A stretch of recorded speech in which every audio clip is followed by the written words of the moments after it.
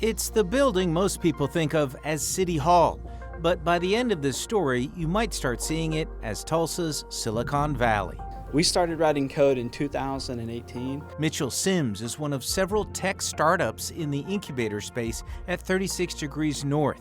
His company is called Pig Tracks. The term pig is slang in my industry for a pipeline tool. So we track and help field teams execute projects related to these pipeline tools. We launched in January 2021. Chris Davis is the CEO of FanSub, which focuses on musicians. Helping them get discovered, get booked for new gigs, engage their fan base directly. Oklahoma, and more specifically Tulsa, has just a really great startup community. And Matt and Martin are the guys behind a startup named Volt. We help companies be able to understand when and why their SMS fail. All three companies just a few years old, and all of them choosing Tulsa as the place to pursue their tech startup dreams. If you look at the coast, it's almost like building off of the backs of giants. And so it's almost like you have to have backing from a lot of places. But I think what's cool is that Tulsa is building from the ground up this really cool entrepreneurial ecosystem that's more diverse.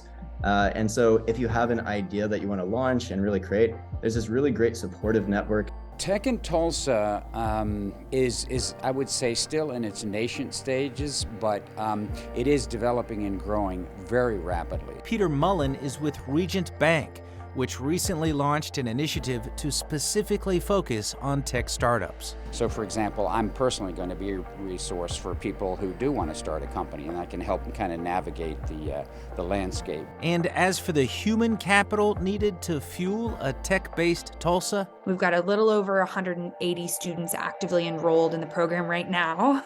Holberton is a downtown software engineering school, which has seen tremendous growth itself in just the past 3 years. And our aim is to support Tulsans who want to learn how to code, getting them from never having any programming experience to being fully prepared to take an entry-level job as a software engineer or a software developer in 20 months. High-tech careers that are also in demand in Tulsa's more traditional industries. Most banks, most oil and gas companies, all of the aerospace companies are all hiring software talent. And that's not to mention the tech jobs that have moved to Tulsa. Yes, we moved here. We moved here in July of 2021. FanSub was launched in Atlanta, but moved to T-Town to take part in an accelerated program by ACT Tulsa. In Tulsa, we've been grateful and people have been gracious enough to really help us get access to those resources that we need, and they've built up a network around